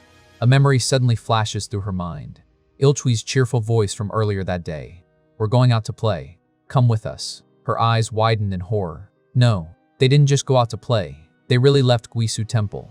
The very thing they were forbidden from doing. Fear replaces every other emotion. Gong-ah slowly lifts her eyes toward the sky. She knows exactly how dangerous the world outside the temple is. Clasping onto the faintest hope she has left, she quietly whispers a single prayer. "Please, come back safely, all of you." Meanwhile, far beyond the safety of Guisu Temple, the children are already facing a nightmare no rescue party may reach in time. Meanwhile, Issei runs through the forest, replaying everything that happened. Logically, he knows abandoning Gogol was the only decision that gave anyone a chance to survive. If all four had stayed behind, they would have died together. By sacrificing one life, three could live and someday avenge him. It's the same cold logic that helped him survive when his own family was slaughtered. But knowing it was the correct choice doesn't make it hurt any less. Gogol's kindness flashes through his mind, reminding Issei of the friend who accepted him without prejudice. The memory cuts deeper than any wound, and for the first time, Issei admits the truth to himself. He hates this decision. He hates himself for making it. Most of all, he hates that demons exist. Before he can sink further into guilt, a powerful voice echoes through the forest. A veteran combat, Dokaibi, named Guaiqian, finally catches up to him after the frantic search. Furious, he scolds Yisi for causing chaos throughout Guisu Temple and warns that Mongreon won't let this incident slide. Then he asks the question Yisi dreaded. Where are the others? Yisi lowers his head before quietly revealing the truth. They encountered a wailing dragon demon. During the escape, he was separated from Ilchui and Woljung, and Gogol was devoured by the demon. The revelation leaves even the seasoned patrol officer frozen in shock. No one expected the children's reckless adventure to end with a mid-grade demon and the death of one of their own. The moment Guaiqian hears the truth, he immediately demands every detail about the demon's appearance. Issei quickly describes the horrifying creature, a horse-like monster covered in countless human faces. Realizing exactly what they're dealing with, Guixian curses under his breath. Every second wasted could mean another life lost. He orders Issei to return to Guisu Temple while he hunts the demon alone. But something doesn't sit right with Issei. Guixian is the patrol officer responsible for protecting the area around Guisu Temple. If that's true, why doesn't he already know about a wailing dragon demon, a dangerous mid-grade demon? Issei warns him that this isn't an enemy to face carelessly, and suggests waiting for reinforcements instead. Guixian confidently brushes the concern aside, declaring that he's one of the 5 strongest Dokaibi when it comes to raw physical strength. Even so, Issei refuses to leave. He volunteers to guide Guixian back to the exact location where they encountered the monster, reminding him that finding Ilchui and Woljong is more important than anything else. After a brief hesitation, Guixian reluctantly agrees, but with one strict condition. The instant they run into the demon, Issei must run without looking back. After escaping the nightmare, Ilchui tears the horn from his shoulder and finally slows down. Exhausted and bleeding, he asks Woljang if he's still alive. Woljang nods despite the pain, but neither of them can ignore the question weighing on their hearts. Was it really right that they survived, while Gurgle didn't? The thought crushes them both. Instead of accepting reality, Ilchui's guilt twists into anger. He convinces himself that if Issei hadn't insisted on retreating, they could have fought together and saved Gurgle. Woljang quietly tries to remind him of the truth, that without Issei, none of them would have escaped. But Ilchui refuses to hear it. To him, surviving while abandoning his brother is the greatest shame imaginable. Just as the two catch their breath, a childish voice suddenly echoes from behind them. Ilchui freezes. Standing there is what appears to be a harmless child ghost. Relief instantly replaces his fear. Convinced this tiny demon is proof that Issei exaggerated the danger, Ilchui charges forward without hesitation, smashing his weapon straight into its head. As he attacks, his frustration boils over. He blames Issei for clouding everyone's judgment, convincing himself that if they had simply stood and fought earlier, they could have defeated the wailing dragon demon just as easily. What Ilchui doesn't realize is that this innocent-looking baby is appearing at the worst possible moment, and nothing about it feels natural. Still blinded by grief, Ilchui swears that if he ever meets the monster again, he'll crush it with his spiked iron club and avenge Gogowal. Woljang echoes his resolve. Together, they vow to exterminate every demon they encounter. But the forest suddenly falls silent. Before either of them realizes what's happening, the wailing dragon demon appears directly behind Woljang. In an instant, it's over. Ilchui turns at the sound behind him, only to find his friend lying lifeless on the ground. The monster slowly advances, the countless faces on its back stretching into twisted smiles, as if savoring his despair. Grief explodes into rage. Clutching his weapon with both hands, Ilchui screams at the monster, swearing to crush it just as easily as the child ghost he defeated moments earlier. He throws himself forward, convinced revenge is all he has left. But the illusion shatters. As the demon slowly uncovers the monstrous maw hidden beneath its giant hands, Ilchui finally understands the terrifying difference between a harmless low-grade demon and the nightmare standing before him. Every ounce of confidence disappears. He can do nothing but stare, tears filling his eyes as death closes in. Just before the monster's jaws snap shut around him, a powerful kick sends the massive demon flying. Guixian crashes into the battlefield like a thunderbolt, roaring that no demon would ever lay a hand on a child of Guisu Temple. Without hesitation, the veteran charges straight at the wailing dragon demon and orders Issei to get Ilchui to safety. The rescue has arrived, but the real battle is only beginning. Issei rushes to the fallen Ilchui while Guixian throws himself into battle. Relieved to see his uncle, Ilchui can barely believe they've been rescued.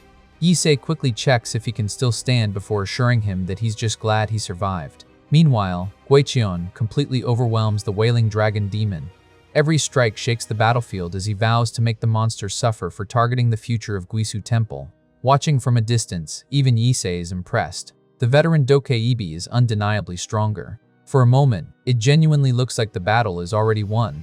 But while everyone focuses on Guixian's overwhelming strength, Issei notices something far more dangerous. Ilchui breaks down, blaming himself for the deaths of Woljang and Gogol. Issei places a reassuring hand on his shoulder before telling him to leave the forest and escape alone. Ilchui can't understand why. From his perspective, Guixian is dominating the fight. Issei calmly explains that raw strength alone isn't enough to defeat demons. Mongrian taught him that every demon has hidden tricks, and if Guixian isn't prepared for whatever the wailing dragon demon is concealing, he'll need someone who knows its habits. Just as Issei fears, the demon finally reveals its true weapon. The twisted faces of Woljang and Gogowol suddenly appear among the countless faces covering its body. With heartbreaking voices, they beg Guixian to stop hurting them. For a split second, the veteran freezes. He instinctively calls out the children's names, unable to ignore what he's seeing. That single moment of hesitation is all the monster needs. The wailing dragon demon lunges forward, driving its massive horns straight through Guixian. Even as blood sprays across the battlefield, Guixian immediately realizes the truth. The children were never there. It was nothing more than the demon's cruel illusion, one perfectly designed to exploit the compassion of those trying to save them. Even after being wounded, Guixian refuses to back down. He swings his spear with everything he has. But at the last second, the face of Woljang appears directly in front of his weapon. The illusion begs him to stop, reminding him of the promise to teach the children staff techniques someday. It pleads for rescue, insisting they're still alive and trapped inside the demon. For a moment, Guixian hesitates. Deep down, he knows it's a lie. He knows those children are already gone. He knows the only way to win is to destroy the demon along with every illusion it creates. Yet his heart refuses to obey. The wailing dragon demon isn't powerful simply because of its strength. It understands something far more terrifying. It knows that emotions cloud judgment, that grief weakens resolve, that compassion can become a weapon. After countless hunts, the monster has mastered the art of breaking its prey from the inside. Every illusion is carefully crafted to make its victims hesitate until they lose the will to fight. Until now, that strategy has never failed. Just as the demon believes victory is certain, an axe suddenly slams into its body. Issei bursts into the fight without a moment's hesitation, completely ignoring the heartbreaking illusions surrounding the monster. To the wailing dragon demon, this boy is something it has never encountered before, an anomaly. While everyone else is shaken by the demon's tricks, Issei's voice cuts through the battlefield. He snaps Guixian back to reality with a single reminder. Snap out of it, this is a demon. For the first time in countless hunts, the wailing dragon demon finds itself facing prey that refuses to play by the rules it has always relied. The story finally reveals what makes the wailing dragon demon so terrifying. This isn't just a monster that kills people. It devours their heads, stealing their memories, and even their voices. It imitates the cries of children to lure unsuspecting victims into its trap. That's exactly how it earned the name Wailing Dragon Demon. But its cruelty goes even further. The demon doesn't simply enjoy killing. It prefers prey drowning in grief, guilt, and hopelessness. Before delivering the final blow, it deliberately pushes its victims into complete despair, believing that broken hearts make for the most satisfying meal. Its intelligence is every bit as dangerous as its monstrous strength. Fortunately, Issei isn't facing this creature blindly. After spending an entire year buried in Guisu Temple's library, he already knows the Wailing Dragon Demon's habits, hunting methods, and psychological tricks. While everyone else is fighting with fear, Issei is fighting with knowledge. And against a demon that weaponizes emotions, that knowledge may become the greatest weapon on the battlefield. The demon immediately changes tactics. This time, Gogol's face turns toward Issei, crying out in fear and accusing him of killing Woljang. It begs him to stop, desperately trying to make everyone believe the children are still alive. But Issei doesn't hesitate for even a second. He charges straight through the emotional trap, swinging his axe directly at Gogol's face. Although the illusion narrowly escapes the blow, the demon is clearly forced onto the defensive. Unlike everyone else, Issei refuses to acknowledge the illusion as anything but another part of the enemy. After checking that Guixian can still fight, Issei apologizes for disobeying his order to retreat. His reason is simple. Without Guixian, this demon hunt ends in failure. Hearing those words, the wounded patrol officer is stunned. Even in the middle of this nightmare, Issei isn't panicking. He's treating the entire situation like a proper demon hunt, exactly as Mongrian taught him. Behind them, Ilchui finally breaks. Unable to accept reality, he desperately clings to the hope that Gurgol and Woljang might still be alive. The faces, the voices, everything looks so real. Issei mercilessly destroys that last illusion. He explains that his friends are already dead. The Wailing Dragon Demon simply uses the severed heads of its victims to copy their memories and voices. Nothing more, nothing less. The monster instantly tries to exploit Ilchui's grief again, making Gurgol call out to his older brother and beg him to save them from Issei. For a split second, Ilchui's heart wavers once more. Before the demon can press its advantage, a dagger whistles through the air. It slams into one of the demon's faces, making the monster scream in pain. Issei calmly watches the result before casually remarking that, once this is over, he should probably train his throwing skills as well. Guixian stares at the weapon in disbelief. He immediately recognizes it as a valuable treasure-grade weapon from Guisu Temple's armory and asks where Issei got it. Issei answers with complete honesty. Before leaving, he grabbed every useful weapon he could carry from the armory. If one of them happened to be a powerful treasure, then that was simply good luck. Even while facing a mid-grade demon, Issei is making use of every resource available. Issei immediately takes charge of the battlefield. He tells Guixian not to waste another second on the demon's illusions. If it tries to imitate Guizhou or Wolzhong again, he'll deal with it himself. Guixian only needs to focus on one thing: killing the demon. Watching the boy speak so calmly, Guixian can't help but think something inside Issei is different, almost as if part of him had been broken long ago. But cold as it sounds, Issei's judgment is absolutely correct. With their lives hanging by a thread, they can't afford to reject any help, even if that help comes from a 10-year-old child. Trusting his words, Guixian charges back into battle, ordering Issei not to do anything reckless, while promising he'll risk his own life to get the children home safely. Behind him, Ilchui grabs Issei's arm, tears streaming down his face. He can't understand how Issei can stay so emotionless. How can he ignore Gogol's cries? How can he accept abandoning his friend? Racked with guilt, Ilchui breaks down completely, confessing that if he had known things would end like this, he would rather have died alongside Gogol. Instead of answering with comforting words, Issei slaps him across the face. The sharp sound cuts through the chaos. Issei tells him to wake up. He knows exactly what losing family feels like. He knows the unbearable guilt of surviving when the people you love didn't. He knows what it's like to wish you had died with them, because he has already lived through that nightmare. Yes, dying together would have been easier. But what would it accomplish? Nothing. If he were forced to make the same decision again, he would choose to survive, every single time. Issei's eyes harden with absolute conviction. He declares that he will survive until the very end, and after surviving, he will hunt down every last demon in existence. The overwhelming hatred pouring from the boy is so intense that even the wailing dragon demon instinctively reacts. For the first time since the battle began, its focus slips. That tiny moment of distraction creates the opening Guixian has been waiting for. His attack lands cleanly. Realizing the monster has finally exposed a weakness, Guixian immediately understands one thing: this is their chance. If they don't finish the wailing dragon demon now, they may never get another opportunity. Seizing the opening, Guixian grabs the dagger Issei had embedded in the demon and drags it deep across its body. The monster lets out a deafening scream. This wasn't an ordinary blade. It was the Meridian Cutting Blade, a treasured artifact capable of disrupting the demonic energy flowing through a demon's body. Any demon struck by it rapidly loses its power, turning even a fearsome monster into a vulnerable target. Knowing exactly what he's holding, Guixian drives the blade even deeper. He roars that the pain is only beginning. The demon desperately fights back with its oldest trick. Guixian's face cries out in agony, begging Uncle to stop hurting him. But this time, Guixian doesn't hesitate. He repeats the truth to himself over and over. Those aren't the children. They're nothing more than the demon's lies. Just when it seems they've finally turned the battle around, Guixian's body suddenly gives out.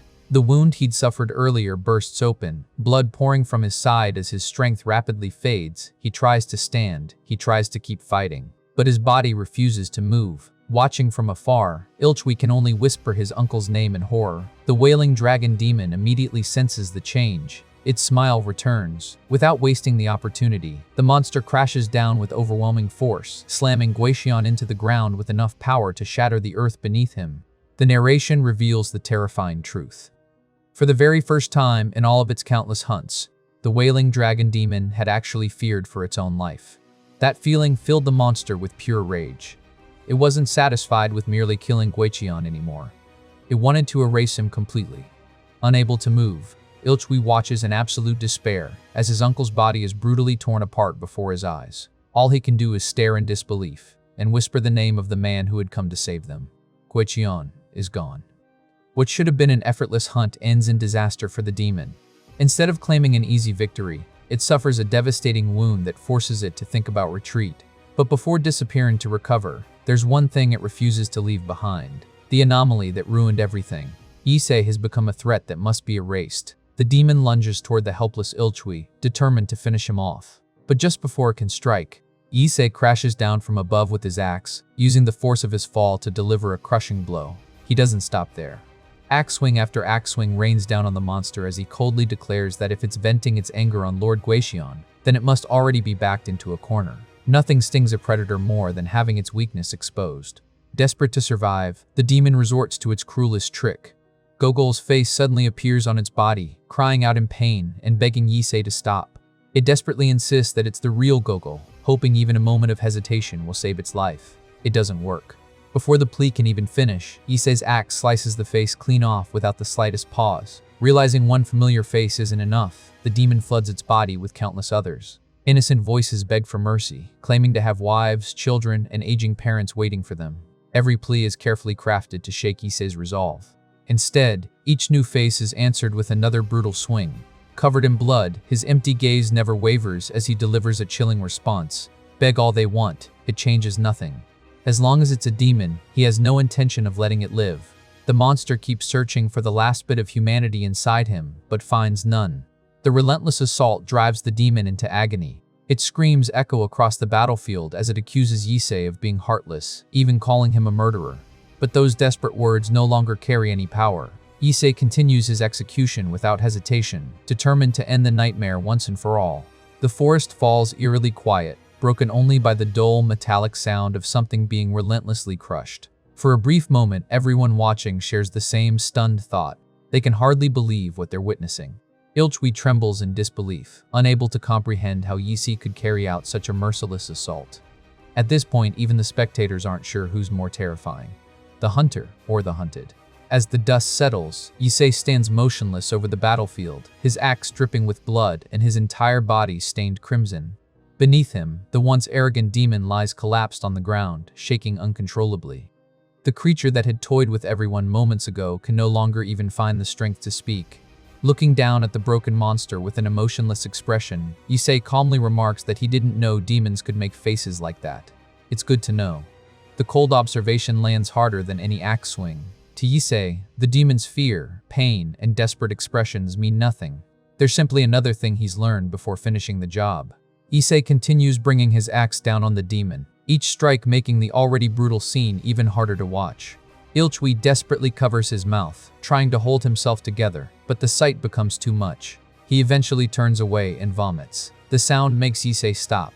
He slowly inhales, finally noticing just how badly the boy is shaken. Ilchui struggles to process everything that happened. Woljung, Gogol, and even Uncle Guiqian, they're all gone. The realization hits him all at once, leaving him overwhelmed by grief and fear. Issei turns toward him and calmly asks if he's okay.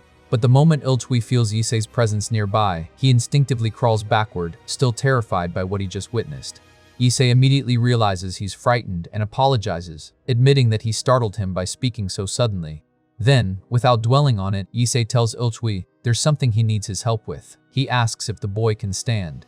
Meanwhile, the demon hunters are desperately searching through the forest. They check one area after another, but there's still no sign of the children. Frustration grows as they realize they may have to widen the search even further. One hunter curses under his breath, wondering where the brats could have disappeared to in the middle of the night. Then the fear of the worst possibility creeps in. What if something happened to them? Suddenly, one of the hunters spots something in the distance. He points toward the trees, shouting that he's found the children. Everyone turns toward the direction he's pointing. Through the darkness, Issei finally emerges. Guiqian is slung over his back while Ilchui follows quietly behind him.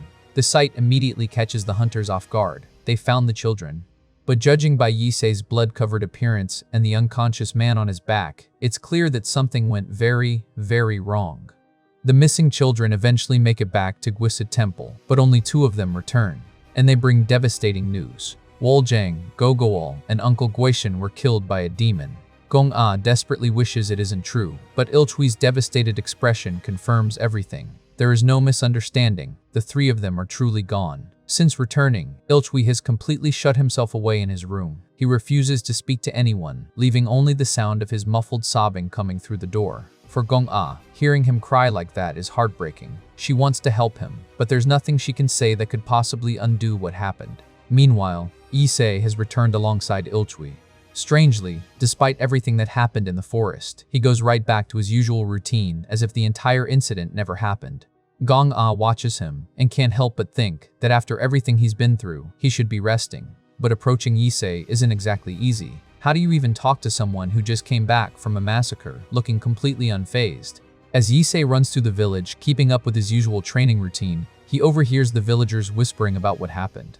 Apparently, Woljang and Gogol's bodies were covered in axe wounds, and according to the rumors, Issei was the one holding the axe. Since Ilchui hasn't spoken a word about the incident, nobody knows what really happened. That silence only makes the villagers more suspicious. Some begin wondering if Issei could have killed the 2 himself. After all, Woljang and Gogol were his friends for an entire year. Yet despite their deaths, Yisei's expression hasn't changed at all. To the villagers, that lack of emotion is unsettling. If he isn't grieving, then what exactly happened in that forest? Back at Guisong Temple, the bodies of Guishong, Woljang, and Guizhou are laid out together. The village head stands over them alongside two demon hunters, struggling to accept what he's seeing. Guishong, Woljang, even Guizhou, all three are dead. The village head can't understand how things went so wrong. A mid-grade Yogui had somehow made it all the way to the temple while she was away. But when she returned, she personally checked the barrier, and there wasn't a single sign of damage or intrusion. So how did the demon get inside? His attention eventually turns toward Yisei. Despite everything Yisei endured, he managed to recover the bodies and bring them safely home. The village head acknowledges that and thanks him for what he did. But there's still one thing he needs to know. He apologizes for asking Yisei to relive such a terrible event, then asks him to explain exactly what happened that day. Yisei quietly accepts. Understood, head. Yisei calmly recounts everything that happened in the forest. The demon suddenly appeared and attacked them by firing its horns. In the chaos, Gurgle was caught by the creature and devoured. Just when things seemed hopeless, Guiqian appeared and threw himself into the fight to protect Ilchui. He managed to save the boy, but the battle cost him his life. With Guiqian gone and the demon still rampaging, Yisei eventually stepped in and finished the creature himself. The demon hunters listen in stunned silence, their eyes widening as Yisei lays out the entire sequence of events. When he's finished, Yisei simply concludes that that's everything. One of the demon hunters can't hold back anymore. If Yisei's story is true, there's something he needs to ask. Yisei had left Gogol behind after he suffered a fatal wound. Then, when the wailing dragon demon had devoured the children, Yisei smashed their heads rather than allowing the demon to continue using them. Those were brutal decisions. But from a practical standpoint, they were probably the right ones. Still, the hunter can't understand how Yisei can describe all of this so calmly. These weren't strangers. They were comrades Yisei had fought alongside and lived with. So how can he talk about their deaths without showing any emotion? Before the argument can escalate, the village head immediately shuts it down. She reprimands the hunter for making a scene in front of their fallen comrades and orders both demon hunters to leave. One tries to protest, but the village head's eyes turn a piercing purple. She repeats the order, leave. The two hunters immediately freeze. They know better than to argue and quietly acknowledge his command before leaving. Once they're gone, the village head turns back to Yisei and apologizes for their behavior. She asks Yisei not to hold it against them. They simply lost control of their emotions after seeing their own comrades die. Yisei, however, doesn't seem bothered. He calmly assures the village head that there's no need to worry about him. The village head points out what has been bothering her. Yisei described the entire incident without showing even a trace of emotion, and she wonders if Yisei ever considered how painful that would be for the others to hear. Yisei hesitates before explaining himself. He believes the three who died must resent him for surviving, and if they're gone, someone should remain behind to carry that resentment in their place. So Yisei has decided to accept all of their anger himself. The village head is stunned by the idea. He questions whether Yisei truly believes carrying that hatred will somehow allow the dead to rest peacefully. To him, the logic is almost unbelievable. Yisei then asks the question that has been weighing on him. Aren't you angry with me, head? The village head realizes Yisei might actually be asking to be punished. He could scold Yisei for taking an artifact from the treasure hall without permission. He could punish him for breaking the rules, leaving Guisid Temple, and ultimately becoming involved in the events that led to the deaths of Guiqian, Woljang, and Gogol. But what would that accomplish? Neither Yisei nor Ilchui is in any condition to be burdened with another person's anger. Taking his frustration out on them wouldn't bring anyone back. Yisei quietly apologizes. The village head watches him in silence. Seeing a child trying to shoulder everything alone doesn't make her proud. It irritates her, not because Yisei is weak, but because he's convinced himself that he has to carry all of this by himself. Then the village head remembers something. It's already been a year since Yisei arrived at Guisid Temple. During that time, he's given Yisei plenty of tasks and responsibilities. But when he thinks about it, he realizes something troubling. He never actually taught the boy anything, so perhaps it's time to change that. The village head calls Yisei over. His first lesson is about to begin. Yisei sits quietly before the bodies of his fallen comrades. Behind him, the village head begins explaining the first lesson he promised to teach him. From this moment onward, they will perform a ritual for the dead, the consolation ceremony. The head explains that when demons, or those killed by demons, aren't properly laid to rest, their lingering resentment can wander through the heavens and eventually give rise to new demons. For someone who intends to continue hunting demons, understanding this ritual isn't optional. It's a basic responsibility. but Issei hesitates. He wonders whether someone like him should really be the one to console the dead. The head reassures him that the ritual was specifically designed so that even ordinary people without spiritual energy can perform it. Issei should have no trouble. But that's not what Issei means. His concern is much more personal. He believes the three might resent having him perform their final rite. The village head doesn't dismiss the concern. Instead, he gives Issei a simple answer. He won't know unless he tries. The head then begins teaching him how to perform the ceremony. Issei must hold the consolation prayer in his left hand and the ritual bell in his right. Then, with genuine reverence, he must recite the prayer for the departed. For once, this isn't a lesson about fighting demons. It's about facing the dead and confronting everything Issei has been carrying inside. Issei begins the consolation ceremony before the bodies of his fallen comrades. Holding the prayer in his left hand and the ritual bell in his right, he quietly recites the words, asking their spirits to depart peacefully and follow the path toward returning light. As the bell rings, the village head continues the prayer, wishing that despite the demonic energy that burden their souls, they will never fall into the abyss of the demon realm and will instead be reborn as humans in their next lives. But then something changes. The voices of Woljong and Goigol suddenly echo inside Issei's mind. They blame him for what happened. They remind him that everything began because someone like Issei came to Gusi Temple. One voice cries out in pain, asking why Issei abandoned him. The words cut deeper than any physical wound. For the first time since their deaths, Issei has managed to reach his fallen comrades, not by fighting, but by finally acknowledging their pain and offering them comfort. 3 blue streams of energy slowly circle around Issei as he finally breaks down in silence. After carrying the weight of his fallen comrades and their resentment alone, the emotions he had been suppressing finally surface. The village head watches him and gives him the one thing Issei has needed to hear all along. Now, stop being so hard on yourself. The village head explains that since the consolation ceremony succeeded, it's clear that the 3 fallen comrades don't truly hate Issei. They must have sensed that, despite everything that happened, Issei never intended to harm them. Issei admits that the realization feels strange. For so long, he's believed that what he did made him a monster.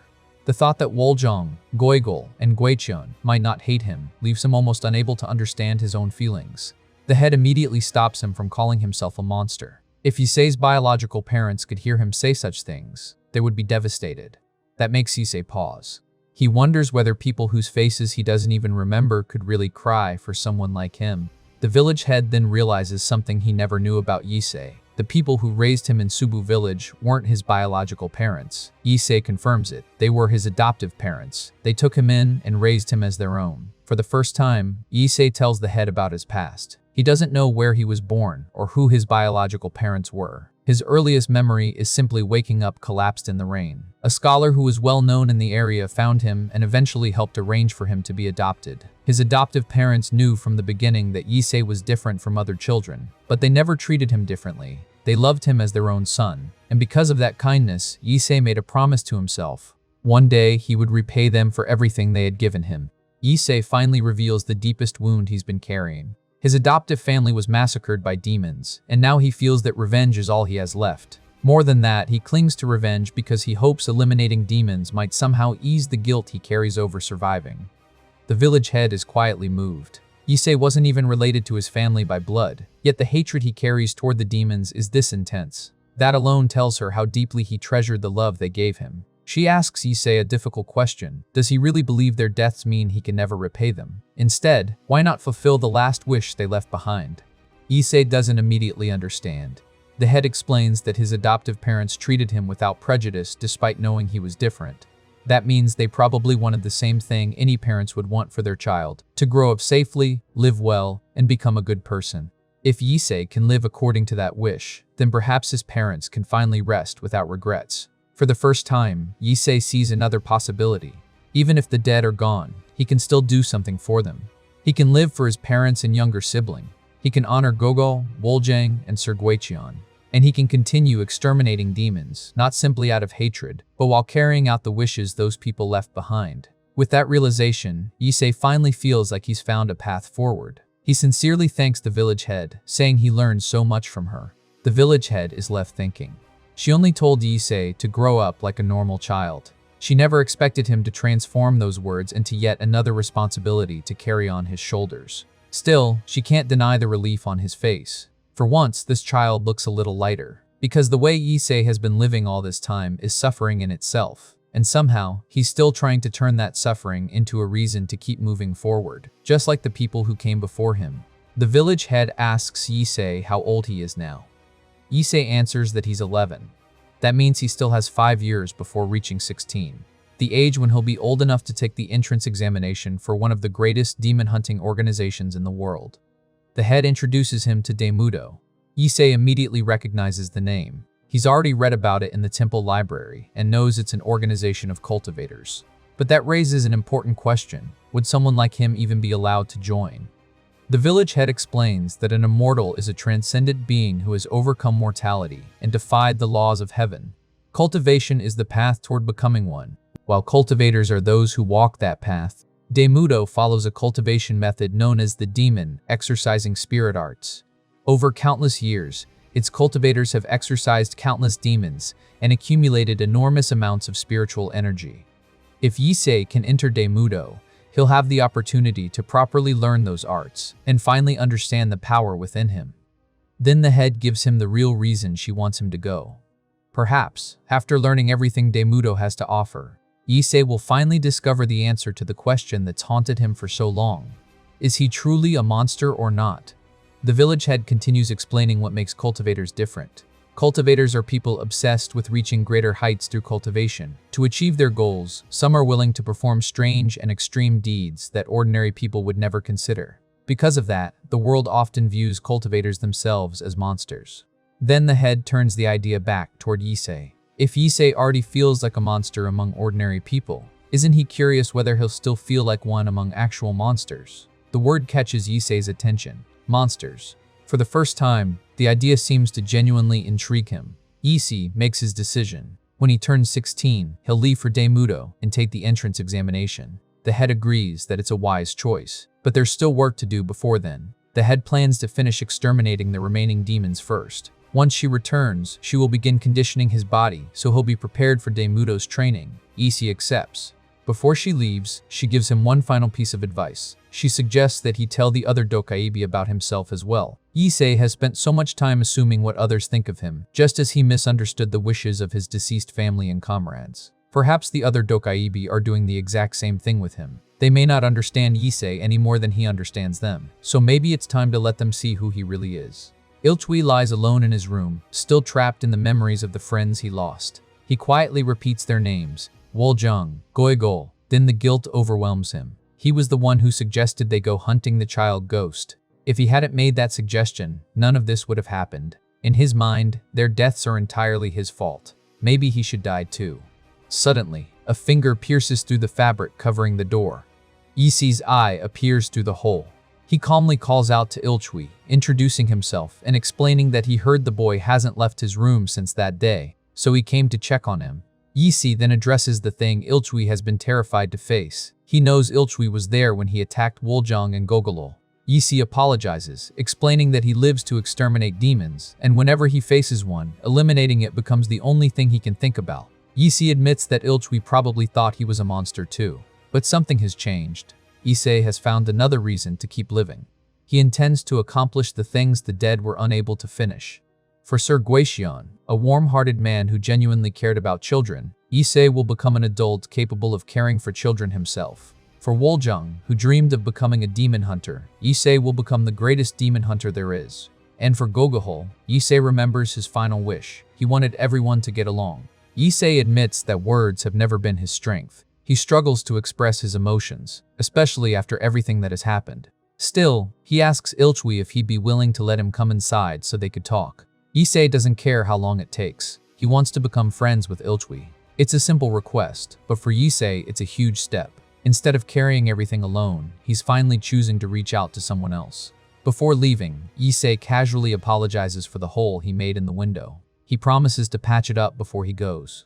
The scene shifts to Issei standing before Gonga and the cook.